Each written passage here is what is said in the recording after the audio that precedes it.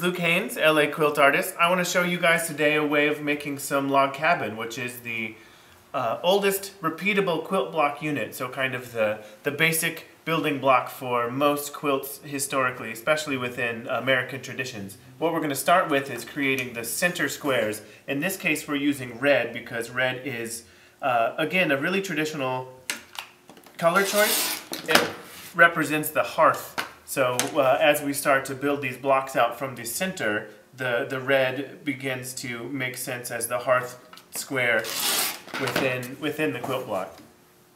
So what I'm doing, as you can see, is I'm cutting several strips of different kinds of red together at the same time to save a little bit of time in terms of cutting.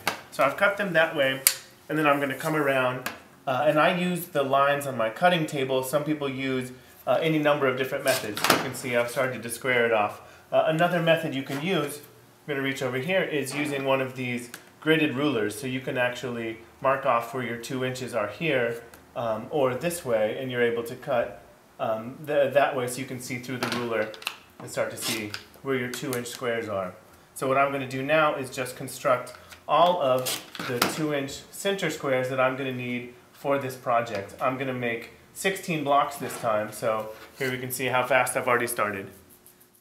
Alrighty, I'm cutting some more of these red hearth squares, centers for the log cabin block, and as you can see I'm using a range of different materials. I find that using a lot of different kinds of textiles in each of these projects gives it a really nice textural change as you look at the finished object, as well as talking a little bit about the history of textiles and kind of the stories implicit in each of the materials.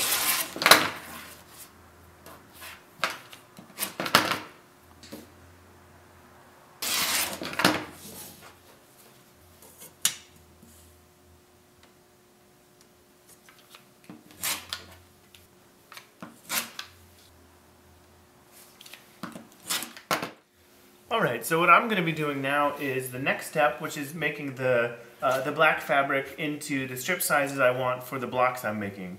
The blocks I've chosen to make are going to be 2-inch strips all the way around that red center square that we've made. So what I'm doing right now is actually cutting the black fabric that I have into those 2-inch strips. And you'll find that if your cutting table doesn't accommodate whatever the length of the material is that you've purchased, you're able to fold it over just like I'm doing here and make these piles as you cut your strips out of it. Especially if you go by new yardage, it's often 45 length. So you can fold it over in half just like this. Just make sure as you cut, you're cutting perpendicular to this fold line right here so that when you open it, it opens in a really nice straight line. So again, what I'm doing is I'm making these strips out of the fabric, and you can see what I've done is I've actually put 3 on top of each other so I can do it a little bit more efficiently, and I'm lining it up again with this line here on my cutting table. You can do it with a clear ruler if your preference is that, but I find that for me I like the length of the cutting table because I have this really nice long cutting table that I work with. So I'm cutting my 2-inch strips just like this out of the black fabric, and this will be the yardage, the fabric I work with to construct the log cabins.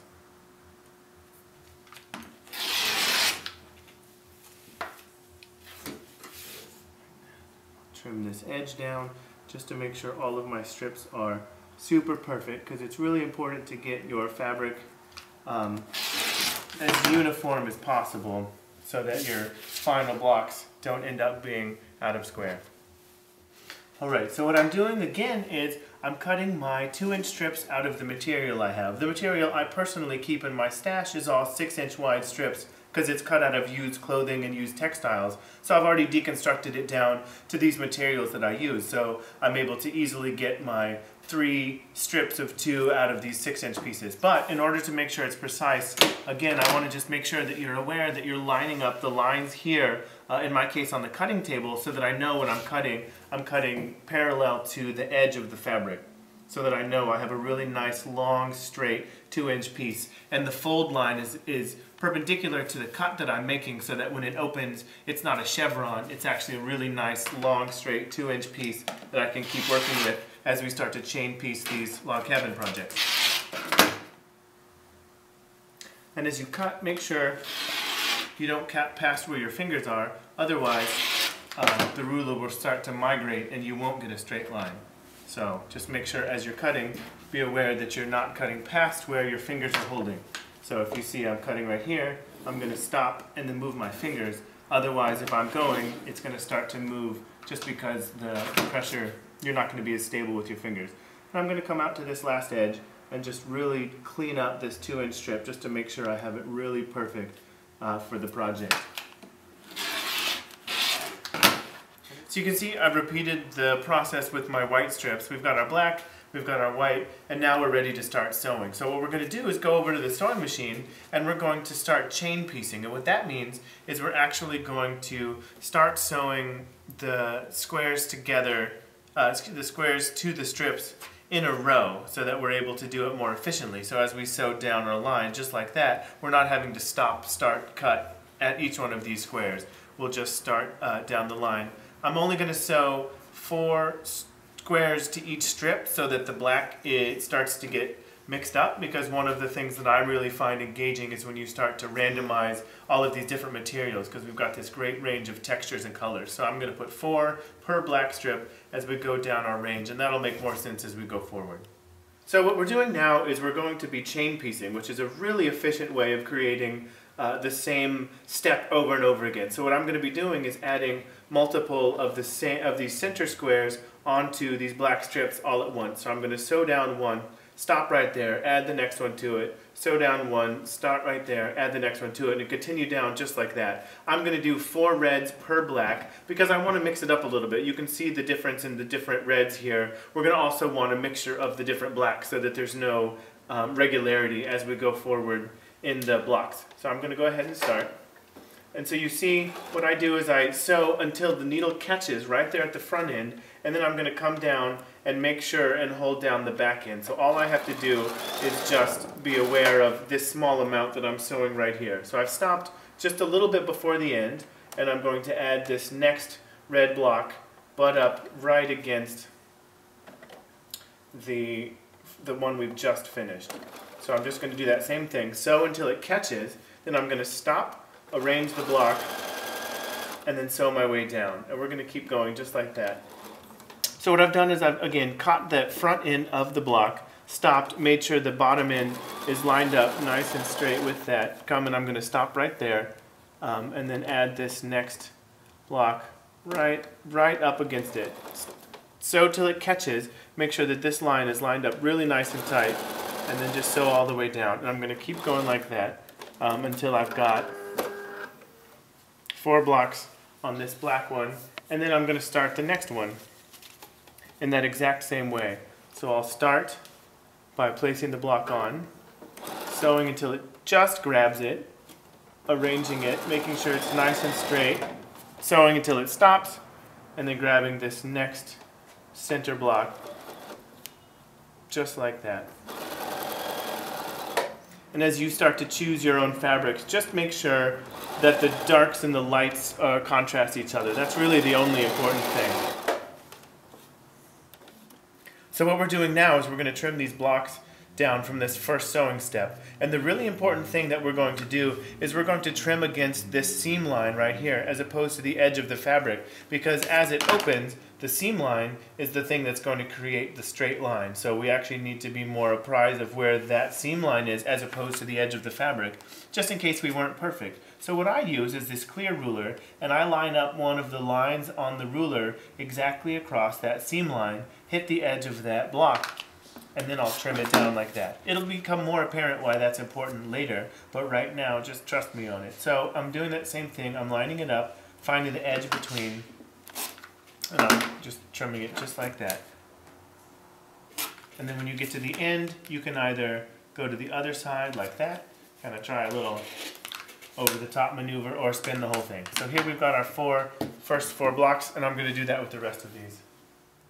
Alright, so what we're going to do now is we're going to continue in that same vein, and we're going to sew what we've already sewn, these pieces that we've made, onto more strips. The important thing to think about, and the thing that I say to myself every time, is the last piece that I've sewn towards me. And again, that'll make a little more sense as we get these blocks a little bit larger.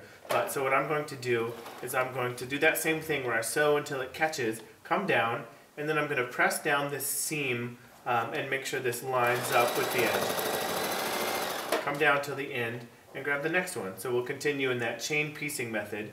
So I'm going to butt this right up against it till it just catches, and then stop, and then come and push this seam down. What I do for this one is I push the seams away from the red center. So as the block gets made, you'll see they splay out from that center point.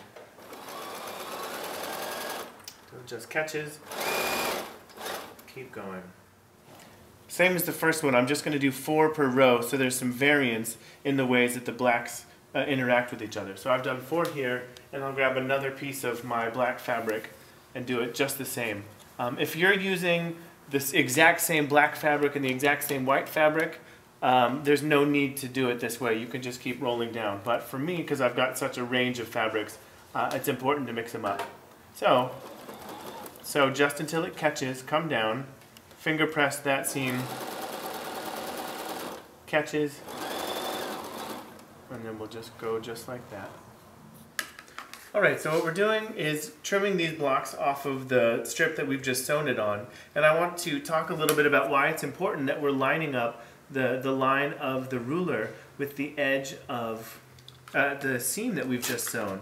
Because look, you can see right here where it looks as though it's been sewn imprecisely, but what that is a product of is that these seams are pinching a little bit, and so what happens is it looks as though it's off, but if we were to iron them, we realize it's exactly flat. So what ends up happening is if we put our ruler and we cut exactly perpendicular to this seam line that we've just sewn, we end up cutting really square lines because we know that we're sewing against a flat edge and the whole thing has been pulled flat. So even though it looks as though it's imprecise on these corners right here, in fact, if it were to be ironed, it would be exactly right where it needs to be. So you're just going to have to trust me on that and trust the method. It'll save you having to iron at every step.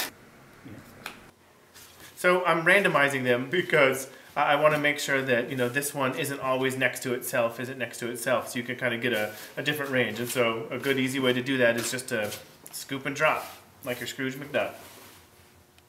Alright, so what we're going to do now is we're going to sew these onto white, because traditionally you'll do 2 sides of dark and then you'll do 2 sides of white to create the traditional log cabin block. So what we're going to do is sew these onto the white. Now when it starts to get confusing because it's hard to figure out which side you're supposed to sew onto the white. So what we're going to do, and my rule is the last piece that you've sewn on towards yourself. So we can tell it's the longer piece, so we've just sewn it, and so that's going to be the piece that's towards ourself as we start to sew. I'm going to do that same thing we've done with the black. Grab it a little bit, stop, finger press this seam down away from the center block, and then just keep going. So I've grabbed another piece, I'm looking at it backwards and I'm thinking which way it needs to go. This is the last piece I've sewn on, so that's going to be towards myself.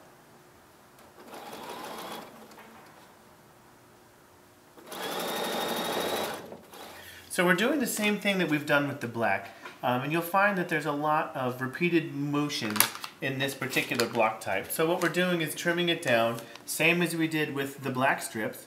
We're making our lines line up with the seam that we've just sewn, and then we're trimming it apart just like that. And you'll see we've added this third side around that center block, and we're going to go in and we'll add that fourth. So we'll have 2 sides of dark, 2 sides of white as we construct the blocks. Once again, I'm just going to mix them up so that when I sew them onto the next set of strips, they're going to be not in that same order that I just constructed them. So now we're going to repeat what we've done 3 times before, but we're going to add this 4th side onto the block right here so that we'll finish the first row around. It's a time you can see really easily the side you need to sew. It's the last side that's left open of your center block, but again, you can remember the last piece that you've sewn towards yourself, and you've only sewn on 1 piece of white, so you know that's towards yourself right there. So we're going to line it up. So, and as I was talking about, we're going to push the seams away from the center block. So I'm actually going to push that seam back towards the presser foot, and then this one towards me, just so that everything lays consistently. Last piece that we've done, towards ourselves. And you can start to see that these blocks are getting much bigger now. It takes the first row around really takes the longest, but you can see that we're starting to get some good material in here. We're making some good progress. All right, so here's what we're going to do again. We're going to do the same thing. Trim against that seam line, same as we've done all the way around. The nice thing this time, however, is that we finished an entire row around that center block. So you can see we've made the first row around the center, so we've made our first log cabin. So these are called the logs. And so what we're going to do now is repeat what we've done. We're going to add darks, darks, light, light. And it's important to note that you're just going to add the color onto the same side as the color it was before. So for example, this is a dark, so you're going to add a row of dark here, and then you're going to add a row of dark here, and then light here, and then light here. So it's just, in my mind I say dark, dark, light, light, dark, dark, light, light. And we're going to do that twice more all the way around, and so our block is a lot bigger so that we can use that to construct our quilt top. So now what we're going to do is we're going to go ahead and iron them flat so that we have really nice blocks to work with when we put them together. The way that I iron is I'll iron them from the top so that I know how the fabrics all fall. If I really want to get super fastidious, I'll iron them from the back as well and make sure that everything is flowing out from that center block as the way we've designed them. Alright, now that we've got our pile of blocks, it gets to be the fun part. We get to make the layout. And I've chosen a layout that I really like, and I would encourage that you take this opportunity to maybe play with it a little bit and see if there's other layouts that you personally prefer. And now, as I'm laying it out, you can start to see some of the really nice nuances in the fabrics. You can see some of the changes between some of the textures in here, some of the different whites and blacks that I've chosen to create this project, and kind of one of the reasons I really enjoy using reclaimed materials for the projects that I make, because you get such a beautiful range of textures, tonalities, and sort of stories within the project itself. Now as I'm laying it out, you can start to see that I'm making these shapes, and this comes out of having made half of the block in blacks here and half of the block in white here. So we've done it, you know, black, black, light, light, dark, dark, light, light, as I told you to do. And so now we're able to create these arrangements that make these really interesting shapes that come out of the ability to move these blocks around. Finishing this last piece here, and so you can see I've created this pattern with these 4 quadrants, and you can start to see where some of the textures move around, but you have a really nice, simple, kind of straightforward design that we're going to finish this whole piece.